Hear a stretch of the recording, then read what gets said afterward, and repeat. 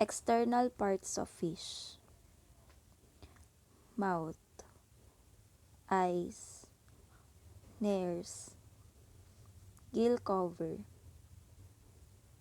spiny dorsal fin,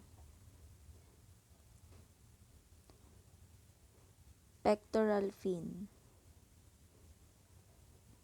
pelvic fin, scales, vent, anal fin, lateral line, pentacle, and tail. Internal parts of fish: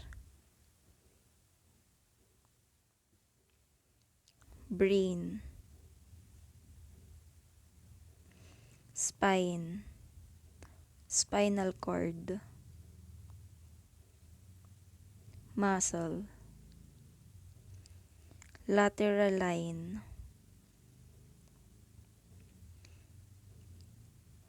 stomach, intestine, heart, and gills.